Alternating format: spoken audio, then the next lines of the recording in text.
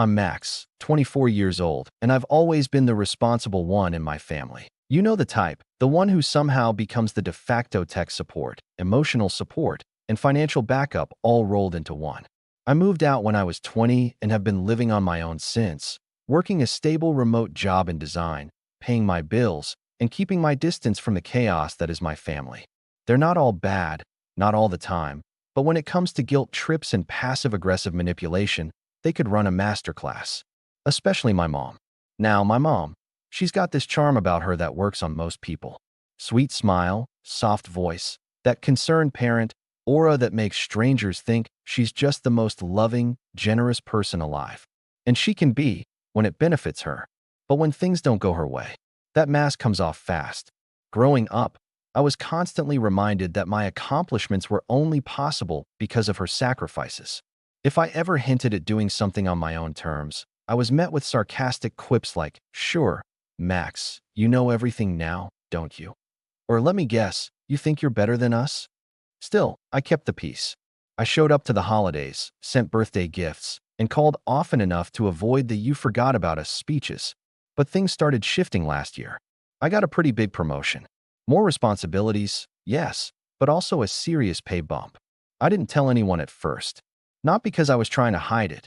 I just knew how the conversation would go. My family has this sixth sense when it comes to money.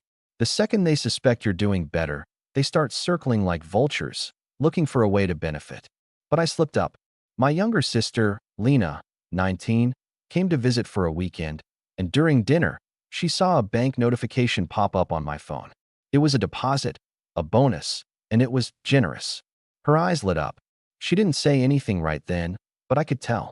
The gears were turning. She spent the rest of the weekend asking weirdly specific questions. "How's work been lately? Are they treating you well? Must be nice not having to worry about rent. Do you still use that budgeting app? I need help with mine." It was subtle, but I knew where it was going. Sure enough, about a week later, I got a group text from Mom titled, "Family Vacherie 2025. There were pictures attached, a beach resort, palm trees, some itinerary screenshots. The message said something like, "We haven't done a big family trip in years. It's time to make memories again. I found this amazing deal if we book by next week." I stared at it for a good 10 minutes before responding. Because here's the kicker, there was no question. "No, would you be interested? Or do you think you could help us make this happen?" It was presented as a done deal. I scrolled up and saw my name already listed under Room 2, Max. I replied with a simple, "Looks nice. Who's paying for all this?" Mom responded almost instantly. "We were thinking you could cover it. You've been doing so well lately. It'd mean a lot to the family." Red heart. Now here's the thing. I could have afforded it. Not easily, but I could have shuffled some stuff around. But that wasn't the point. There was no discussion, no planning. Just an assumption that because I'd been responsible and worked hard, I now owed them a luxury vacation. I didn't reply. Not right away. Cue the calls. First Lena. "Come on, Max, don't be like that. We never get to do anything as a family anymore. It's not like we're asking for a trip to Paris." Then Mom. "You always say you want us to be close, but when we try to do something together, you're nowhere to be found." And then my aunt, who somehow got roped in, left me a voicemail about how family is everything and money comes and goes, but memories are forever. After a few days of this, I sent a calm, direct text. "I appreciate the thought, but I'm not paying for the whole trip. If you guys want to do something together, we can plan something reasonable and split costs." No dramatics, just the truth. That didn't go over well. Mom called and went full guilt mode. "I carried you for 9 months, Max. I gave up so much for you. And this is how you repay me?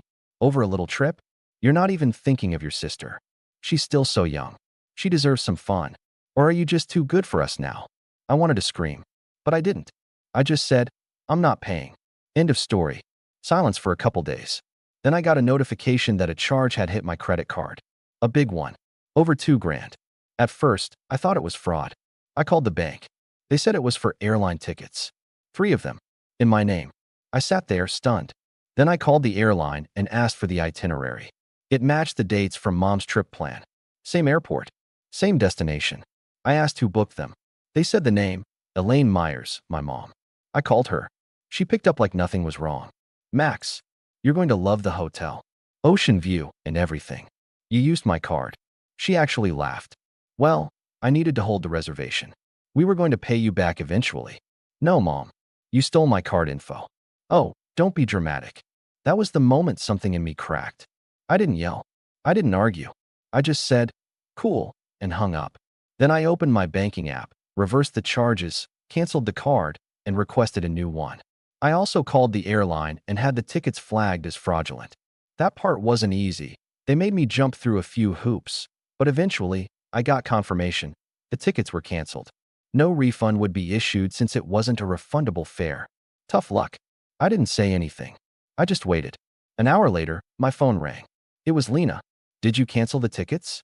I stayed quiet. You're joking, right? We were literally packing. Still quiet. Then Mom called. This time, she didn't sound sweet or charming. She sounded furious. You didn't really think you were coming, did you? She said, voice dripping with contempt.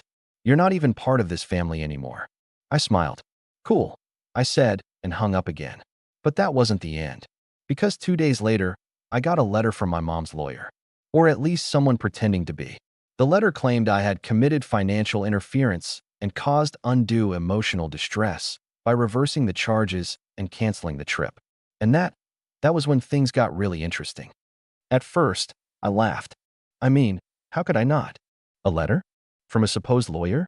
It was printed on plain white paper, no letterhead, no credentials, and filled with dramatic phrases like failure to comply and familial negligence. The sender's name at the bottom was James T. Reynolds, ESQ, which sounded like something pulled from a 90s courtroom drama. I did a quick search, no law license, no firm, no online footprint. Nada. So unless my mom had stumbled across some discount legal service from a cereal box promotion, this lawyer was about as real as a soap opera plot twist. Still, it shook me a little. Not because I thought it was real, but because she was willing to go that far. That fast. I started wondering, what was this really about? Was it just about the trip? Or had I somehow become this symbol of everything she resented? The one who got out. The one who didn't need her anymore. The next few days were quiet, but in that eerie, suspense movie kind of way. Like the moment before a storm, when the sky goes still. I didn't hear from my mom or Lena, which was rare. No calls. No texts. Not even passive-aggressive, hope you're okay messages. I should have enjoyed the peace, but instead, I felt like I was standing on a minefield. Then came the group chat. I was brushing my teeth when my phone buzzed again and again, ping, ping, ping, like a slot machine hitting the jackpot. I opened it. The group chat now had 8 people. Not just Mom and Lena, but my cousin Jake, my Aunt Marcia, my Uncle Greg, and 2 people I didn't even recognize at first. Apparently, word had spread, and they were all concerned about my erratic behavior. Marcia was the first to chime in. Max, sweetie, we know your mom can be a little much sometimes, but this could have been such a beautiful time for everyone. Why blow it up over money? Then Jake, you reversed the charges? Seriously? Couldn't you have just said no? And my favorite, from Greg, who I hadn't spoken to in 3 years. Honestly, sounds like you've got a lot of bitterness you haven't dealt with. Maybe therapy would help. Therapy. Because I didn't want to be scammed out of a few $1,000s. I started typing a reply. Deleted it. Typed again. Deleted it. I wasn't sure what response would even be heard. Finally, I wrote, I didn't sign up for this trip. I said no, multiple times. The tickets were booked with my stolen card info. I reversed a fraudulent charge. You can call that blowing things up, but to me, it's just called setting boundaries. If you can't see that, then I think we all need a little space. And then I left the group. 15 seconds later, I got a text from Lena. You're really doing this, huh? I didn't reply. Another one came in. You were always the favorite. Mom bent over backward for you. One little thing, and you act like we owe you the world. The favorite. That was rich. I thought about the nights I stayed home to babysit while Lena went out, or the time I worked extra hours to cover her phone bill, or how I missed my college graduation because Mom got too sick to drive, only to post pictures on Facebook from a wine tasting an hour away. It was always the same script. Max, be a team player. Max, don't make it about you. Max, we're family.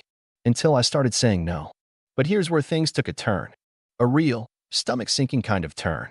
The next day, my manager pinged me on Slack. Casual. Hey, can we chat for 5? I figured it was project-related, so I joined the video call, coffee in hand, half listening. But her face was weirdly serious. "Hey, Max. I just wanted to give you a heads up.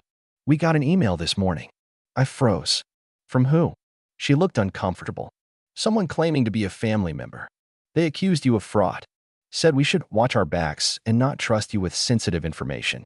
They even attached screenshots of what looks like a police report." I blinked. "What?" She paused. "Don't worry. We know it's ridiculous. But I had to flag it to HR just to cover ourselves. I told them it was obviously personal, but I wanted you to know what's going on." After the call, I just sat there, completely still. I didn't even feel angry. Not yet. Just numb. This wasn't just about money anymore. This was about smearing me. About control. Mom couldn't get what she wanted, so she decided to punish me in the most vindictive way possible, by making me look dangerous, unstable, untrustworthy. And what scared me most wasn't the HR notice or the stupid email. It was how fast she escalated. I opened my inbox, searched for anything from my mom's name. And there it was. An email sent 2 hours earlier. Subject line: "You left us no choice." There were attachments. Screenshots of texts, all out of context. A blurry photo of me at a bar from 3 years ago, laughing with a drink in hand. A fake-looking Word doc with the words "formal statement" in bold at the top. And the message itself was short. Just one line: "Actions have consequences, Max. You'll see that soon." My heart was pounding, not out of fear, but something deeper, something hotter. I had spent years swallowing my words, keeping my distance, trying to be the good son. I had forgiven more than I should have, tolerated what I would never advise a friend to tolerate. But this was war. And I wasn't going to sit back and watch her try to burn my life down. Not this time. I didn't sleep that night. I tried, lay in bed, eyes open, staring at the ceiling, but my brain wouldn't shut off. It kept spinning through memories like a tape on fast forward. Birthday parties where I was scolded for not sharing enough, late-night arguments about money, my mom crying in the kitchen after Lena crashed my car, blaming me for not watching her better. It was all playing in a loop now, recontextualized by that one email. You'll see that soon. She hadn't just crossed a line, she'd set the whole map on fire. By morning, I had a plan. Not revenge. Not yet. That part would come later. First, I needed to protect myself. I started by calling my company's HR team. I explained the situation in more detail than I had with my manager. I told them I suspected a personal vendetta, that someone from my family was impersonating me or sending emails with false claims. Thankfully, HR was understanding. One of the reps, Dana, even said, "We've seen things like this before. Family can get messy." They logged everything and assured me they'd filter any future emails from my mom's address or anything similar. Next, I called my bank again. I confirmed the previous reversal had gone through, but I also asked them to block any future charges from the airline or the travel agency mom had used, just in case. Then I went through every online account I owned, changing passwords, enabling two-factor authentication, and locking down anything that could be used against me. Venmo, PayPal, even my old Facebook account. I deleted the email from my mom, but not before saving every attachment and taking screenshots of the message. Just in case. It was around noon when I got the next surprise. A knock at my door. Not a soft, polite one. Not a package delivery. This was the kind of knock that said, "I know you're in there." I checked the peephole. It was Lena. Alone. I waited. 5 seconds. 10. Then opened it just enough to peer out. "Can I come in?" she said. No hello. No smile. "What do you want?" She sighed. "To talk. Just 5 minutes. Please." Against my better judgment, I let her in. She looked tired, like she hadn't slept either. Her eyes were ringed with smudged mascara, and her ponytail looked like it had been tied 3 days ago and never touched since. But the look she gave me wasn't apologetic. It was cold. She sat down on the edge of my couch like she owned the place. "I didn't know she was going to go that far," she said finally. "The email to your job. The whole fake lawyer thing. That wasn't part of the plan." "Plan?" I asked. She flinched. "Okay. Per word choice. I just meant. Mom said if we applied a little pressure, maybe you'd come around. Book the tickets, call it a misunderstanding. You know how she is." "Yeah, I do. But then you canceled them, and she just snapped." I crossed my arms. "So you drove all the way here to tell me that?" Lena's mouth tightened. "No.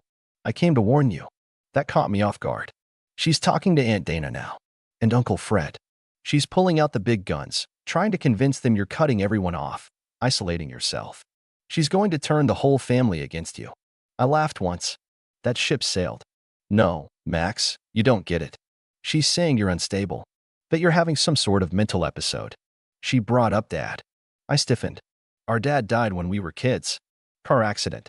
But in the years after, my mom crafted this narrative that he'd always been off. Moody. Paranoid. Unreliable. She never said the word crazy, but it was always implied. And now she was using that same script on me. She told Aunt Dana you've been spiraling. Said you might lose your job soon, and that's why you're lashing out. And you believe that? I asked. Lena hesitated. No, she said, but it was too late. Her pause had already answered me. You came here to warn me, huh? I said. Or did you come here to see if I'd crack? She stood up. I came here because she's scary when she's like this. You don't see it because you cut contact whenever things get hard. But I live with her, Max. I have to deal with the aftermath. And this time, she's not just angry, she's on some kind of mission. I opened the door. Then maybe it's time you stop living with her. Lena didn't move. She'll turn on you eventually, too, I added. You know that, right? Her eyes flickered. She didn't say anything. When she finally left, she didn't slam the door or scream. She just walked out and got in her car. I didn't hear from her again. But the next week? That's when everything really started to unravel. It started with my landlord. Hey Max, his voicemail said, weird thing, your mother called the office this morning. Said she was your emergency contact and needed a copy of your lease agreement. She said you were being evicted and she was coming to help you move out. I told her that wasn't true, obviously, but heads up. Then came my bank again. A new attempt to open a joint checking account with her name added to mine. Then one of my friends, Alex, messaged me, Bro, your mom just added me on Facebook. She's been DMing me. Asked if I've noticed any changes in your behavior. I didn't respond. I didn't need to, because that's when I knew. She wasn't just trying to punish me anymore. She was trying to rewrite me, to paint this version of Max who was unreliable, paranoid, vindictive, to convince everyone around me that she was the victim and I was the problem. It was textbook. If she couldn't control the real version of me, she'd create a new one and broadcast it to the world. But what she didn't know, what she still doesn't know, is that I'd been documenting everything.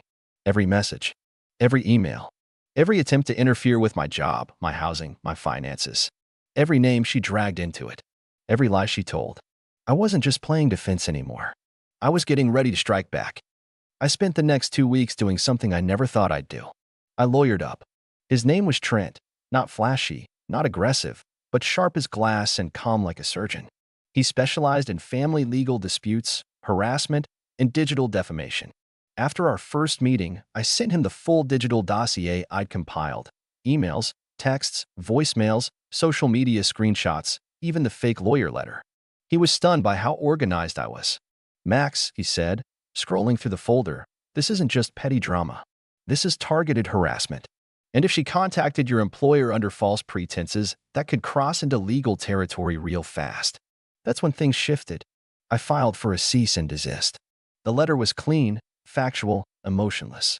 It cited specific instances of impersonation, financial fraud, attempted defamation, and harassment. It also made clear that any future attempts to contact me, my employer, my landlord, or my friends would lead to escalation, including potential civil suits for damages and defamation. The letter went out. Officially. Certified mail. 3 days later, silence. Then, like a dying fire flaring up one last time, my mom called. I didn't answer, of course. The voicemail was icy and measured, like she was reading from a script. I got your letter. I suppose this is who you are now. It's just sad. You used to be such a sweet boy. I hope one day you'll understand what you've done to this family. Click. And that was it. No apology. No self-reflection. Just another guilt trip wrapped in victimhood. I blocked her number. Changed mine a week later. Updated all my passwords, got a credit freeze, and removed every single family member from my socials. I even asked HR to set up a gatekeeper flag so that any external communication involving my name would come to me first. They were more than happy to comply. As for Lena, she messaged me 2 months later from a new number. It was short. You were right. She turned on me. I didn't reply. Not out of spite. Just peace. Real peace. The kind you feel when you finally put out the last ember of a house you should have left burning years ago. In the end, Mom didn't get her tropical vacation. She didn't get her money, or her leverage, or her control. All she got was a silence louder than any apology I could have given, and the cold realization that her manipulation didn't work on me anymore. I didn't just walk away. I shut the door. For good. And let me tell you, the air's a lot cleaner on the other side.